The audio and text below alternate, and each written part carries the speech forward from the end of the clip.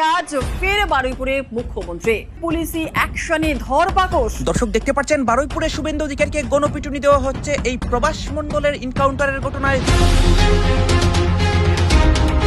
এদিকে আজ শুভেন্দু অধিকারী বারুইপুর গিয়ে কঠিন গণধুলাই খেয়েছে।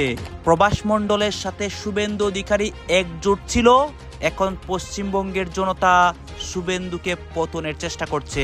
আমি দুর্বল মুখ্যমন্ত্রী নই, আমি মমতা ব্যানার্জির মতো কাপুরুষ নই। আপনি যা খুশি বলবেন আর আমি শুনে যাব, এটা আমার আমলে হবে না। বারুইপুরের যারা প্রতিবাদ করেছিল সেই প্রতিবাদীদের 50 জনকে আপনারা কাল অ্যারেস্ট করেছেন।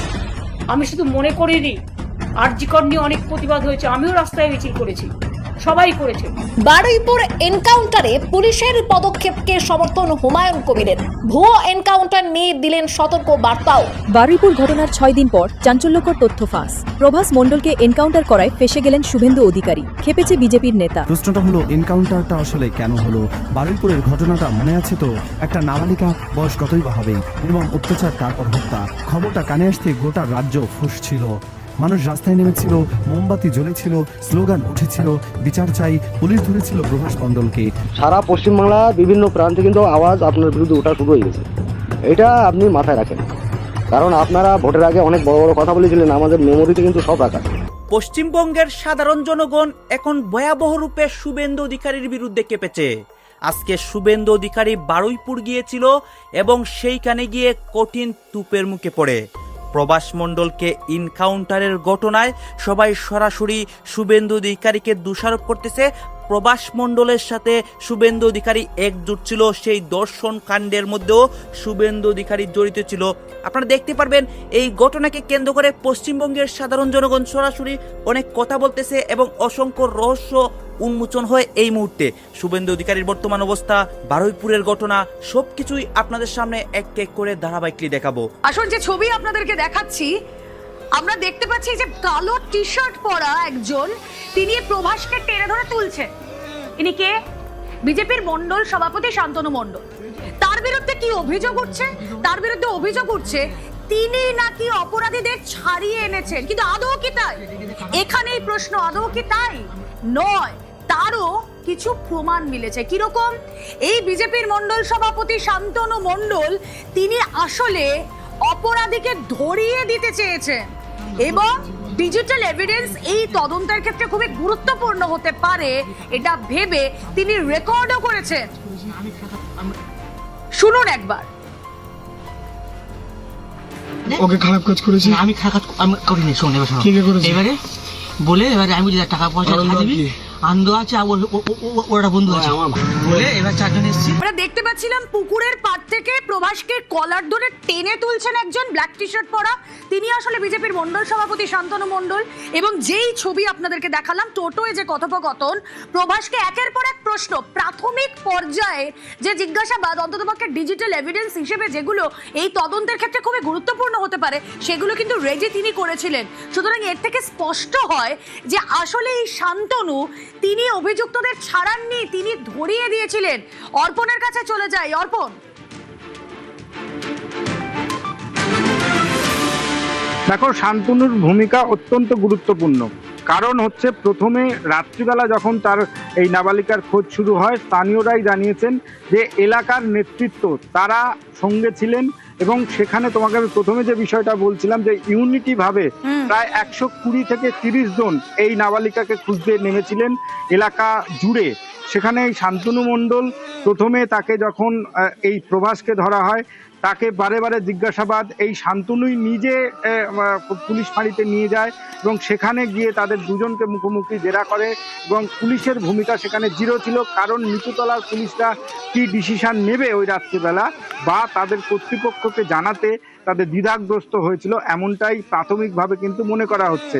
এবং এই শান্তনুই এই যদি প্রভাসকে নিয়ে ওই সময় যখন মৃতদেহ উদ্ধার হয়েছিল, উল্টো পথ দিয়ে যদি না বারুইপুর থানাতে নিয়ে আসতো, তাহলেও কিন্তু গণপিটুনিতে এই প্রভাসেরও মৃত্যু হতে পারত। আর এই একমাত্র এভিডেন্স পুলিশের কাছে এটা অতি গুরুত্বপূর্ণ যে প্রভাস এখনো পর্যন্ত জীবিত রয়েছে। প্রভাস যদি গণপিটুনিতে মারা যেত, তাহলে কিন্তু এই যে আনন্দ, দিবাকর, এর সঙ্গে আরো যারা যারা রয়েছে, তাদের কিন্তু এই সঙ্গে যোগ খুঁজে পেতে গেলে পুলিশের আরও বেশি করে বেগ পেতে হতো। কারণ এই প্রভাস বেঁচে রয়েছে বলেই এই শান্তনু তাকে নিয়ে টোটোতে করে উল্টো রাস্তা দিয়ে তাকে থানায় পৌঁছে দিয়েছিল বলেই এই প্রভাসকে পুলিশ হাতে পেয়েছে এবং এই নাবালিকা খুনের ঘটনার কিনারা করতে পেরেছে পুলিশের ভূমিকা কি হওয়া উচিত ছিল। ভাবুন, একটা অন্ধকার রাত, বারুইপুরের কোনো একটা ফাঁকা মাঠের ধারে পুলিশের গাড়ি দাঁড়িয়ে, হাতে হাত করা, চারপাশে টর্চের আলো, আর তারপর হঠাৎ গুলির শব্দ, একটা দুটো, বাতাসটা যেন জমে গেল। সকাল হতেই খবর ছড়ালো অভিযুক্ত প্রভাস মণ্ডল এনকাউন্টারে নিহত। ব্যাস, বিচার হয়ে গেল। দরজা বন্ধ, কিন্তু দাঁড়ান, এই গল্পটা যদি এখানেই শেষ হতো তাহলে আজকের এই ভিডিওটা বানানো লাগতো না। কারণ গুলির শব্দ থামার পরে যে প্রশ্নটা উঠে এসেছে সেটা আরও জোরে বাজছে। প্রশ্নটা হলো, এনকাউন্টারটা আসলে কেন হলো? বারুইপুরের ঘটনাটা মনে আছে তো? একটা নাবালিকা, বয়স কতই বা হবে, নির্মম অত্যাচার, তারপর হত্যা। খবরটা কানে আসতে গোটা রাজ্য ফুঁসছিল। মানুষ রাস্তায় নেমেছিল, মোমবাতি জ্বলেছিল, স্লোগান উঠেছিল, বিচার চাই। পুলিশ ধরেছিল প্রভাস মণ্ডলকে, সে নাকি ঘটনার মূল অভিযুক্ত। পুলিশ হেফাজতে থাকার সময় সে নাকি একের পর এক নাম বলছিল, কে কে জড়িত, কারা সাহায্য করেছে, কারা ফোনে কথা বলেছে, সব। আর ঠিক তখনই ঘটনার পুনর্নির্মাণ। পুলিশ বলছে স্পটে নিয়ে যাওয়া হয়েছিল প্রভাসকে, সেখানেই সে নাকি পুলিশের রিভলভার ছিনিয়ে নিয়ে পালানোর চেষ্টা করে, গুলি চালায়। আত্মরক্ষায় পুলিশ গুলি চালায় আর তাতেই মৃত্যু। সোজা হিসাব, ফাইল ক্লোজ। কিন্তু এই সোজা হিসাবটা আজ বাঁকা হয়ে দাঁড়িয়েছে, কারণ ভুক্তভোগী রিমি খাতুনের পরিবার ক্যামেরার সামনে দাঁড়িয়ে বলেছে, আমরা বিশ্বাস করি না, আমরা চোখে দেখিনি এনকাউন্টার। কে বলল ও মরেছে? পাবলিক দেখেছে, সোশ্যাল মিডিয়ায় বললেই হয়ে গেল? এখানেই প্রথম ধাক্কা। পরিবারের দাবি প্রভাসী ছিল রাজসাক্ষী, সে বেঁচে থাকলে আরও অনেক নাম বের হতো, অনেক বড় মাথা ধরা পড়তো। তাহলে তাকে মেরে ফেলার এত তাড়া কিসের? কেসটা কি ধামাচাপা দিতেই এই নাটক? কে ভয় পাচ্ছিল প্রভাসের মুখ খোলাকে? এই প্রশ্নটা বাতাসে ভাসতেই রাজনীতির ধুলো উঠতে শুরু করেছে। কারণ বারুইপুরের এই ঘটনায় নাম জড়িয়েছে বিজেপির স্থানীয় মণ্ডল সভাপতি শান্তনু মণ্ডলের। অভিযোগ উঠেছে, পুলিশ যখন একজন অভিযুক্তকে ধরেছিল তখন নাকি শান্তনু মণ্ডলের কাছে ফোন গিয়েছিল, জিজ্ঞাসা করা হয়েছিল ওকে নিয়ে কি করব। ভাবুন একবার, পুলিশ আসামি ধরার পর রাজনৈতিক নেতার কাছে পরামর্শ চাইছে। এটা কি তদন্ত নাকি পঞ্চায়েত সালিশি? তদন্তের ফাইল কি দলীয় অফিসে বসে রাখা হয়? এই অডিও ক্লিপ ফাঁস হতে আগুনে ঘি পড়েছে। রিমির পরিবার সরাসরি বলছে, যারা এই ঘটনা ঘটিয়েছে তারা বিজেপি RSS সমর্থক, তাই পুরো ভারতবর্ষে বিজেপিকে কেউ ভোট দেবে না। আপনার মেয়ের নিরাপত্তা চাইলে এই দল না বলুন। রাজনীতি ঢুকে গেল, আর রাজনীতি ঢুকলে সত্য আর মিথ্যের মাঝের লাইনটা ঝাপসা হয়ে যায়, আবেগ আর যুক্তি হাতাহাতি করে। কিন্তু থামুন, এখানে আরও একটা টুইস্ট আছে। বিরোধী দলনেতা শুভেন্দু অধিকারী একসময় বিধানসভায় দাঁড়িয়ে বলেছিলেন, সকালে ধরবো, বিকেলে খরচা করব, মানে দ্রুত শাস্তি। কথাটা শুনতে বীরত্বের হাততালি পড়েছিল। এই কথাটা আজ ঘুরে ফিরে আসছে। আইনজীবীরা প্রশ্ন তুলছেন, এর এনকাউন্টার কি সেই বাণীর প্রতিফলন? তাহলে কি আমরা বিচার ব্যবস্থাকে ধ্বংস করে দিতে চাইছি? যদি সবকিছুই সকালে ধরে বিকালে শেষ করে দেওয়া হয়, তাহলে আদালত, উকিল, জজ, ইনভেস্টিগেশন এজেন্সি এসব রেখে লাভ কি? সব তুলে দিন। মুখ্যমন্ত্রী বিচারক হয়ে যাক, মুখ্যমন্ত্রী রায় দেখ, মুখ্যমন্ত্রী বন্দুক চালাক। কথাগুলো তেতো, কিন্তু এই তেতো স্বাদটাই আজকের বাস্তবতা। ভারতের সুপ্রিম কোর্ট বহু আগেই বলে দিয়েছে, encounter is nothing but cold blooded murder, ঠান্ডা মাথার খুন। সর্বোচ্চ আদালতের নির্দেশ আছে, প্রতিটা এনকাউন্টারের পর খুনের মামলা দায়ের করতে হবে, FIR হবে, CID বা অন্য কোনো স্বাধীন সংস্থা তদন্ত করবে। দেখতে হবে গুলিটা আত্মরক্ষার জন্য হয়েছে নাকি ইচ্ছা করে মারা হয়েছে। পায়ে গুলি করার নিয়ম, প্রপোর্শনেট ফোর্স, প্রাণঘাতী জায়গা না, কারণ উদ্দেশ্য নিষ্ক্রিয় করা, হত্যা করা না। কিন্তু বারুইপুরে কি হয়েছে? রাখবো বারুইপুরের খবরের দিকে। আজ ফের বারুইপুরে মুখ্যমন্ত্রী, নিহত নাবালিকার পরিবারের সঙ্গে মুখ্যমন্ত্রীর আজ সাক্ষাৎ। বারুইপুরে নাবালিকাকে গণধর্ষণের পর খুন, মুখ্যমন্ত্রীর নির্দেশে পুলিশি অ্যাকশনে ধরপাকড়। আর মঙ্গলবারের পর ফের আজ বারুইপুরে যাবেন মুখ্যমন্ত্রী শুভেন্দু অধিকারী। আজ ফের বারুইপুরে মুখ্যমন্ত্রী, নিহত নাবালিকার পরিবারের সঙ্গে মুখ্যমন্ত্রীর সাক্ষাৎ। বারুইপুরে নাবালিকাকে গণধর্ষণের পর খুন আর মুখ্যমন্ত্রীর নির্দেশে পুলিশি অ্যাকশনে ধরপাকড়। আর মঙ্গলবারের পর ফের আজ বারুইপুরে মুখ্যমন্ত্রী। কথা বলবো, আমাদের দুই প্রতিনিধি রয়েছেন, অর্পণ রয়েছে আর আমাদের সঙ্গে রয়েছেন আমাদের অপর প্রতিনিধি রৌনক। প্রথমে অর্পণের কাছে খবর নেব। অর্পণ, আজ মুখ্যমন্ত্রী শুভেন্দু অধিকারী যাচ্ছেন বারুইপুরে, ঠিক কখন এসে পৌঁছচ্ছেন? কারণ আমরা দেখেছিলাম যে গত মঙ্গলবারই মুখ্যমন্ত্রী শুভেন্দু অধিকারী বারুইপুরে গিয়েছিলেন, মুখ্যমন্ত্রীর নির্দেশে পুলিশি অ্যাকশনেও ধরপাকড় হয়েছিল। আজ ফের বারুইপুরে মুখ্যমন্ত্রী শুভেন্দু অধিকারী, কখন এসে পৌঁছচ্ছেন?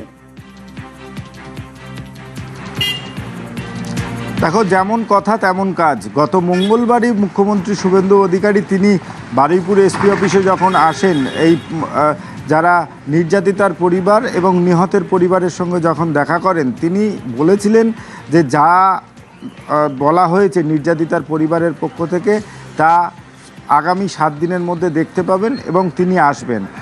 অবশ্যই কথা মতো কাজ। আজ অর্থাৎ শনিবার তিনি আসছেন। মুখ্যমন্ত্রী নির্যাতিতার পরিবারের সঙ্গে দেখা করবেন এবং নিহত সঞ্জয় মণ্ডল, ইন্দ্রজিৎ মণ্ডল তার বাড়িতে যাবেন এবং তার বাবা মায়ের সঙ্গে দেখা করবেন। যা শিডিউল এখনও পর্যন্ত জানানো হয়েছে, মুখ্যমন্ত্রী 11টা নাগাদ কলকাতা থেকে রওনা দেবেন এবং 11:30 নাগাদ প্রথমে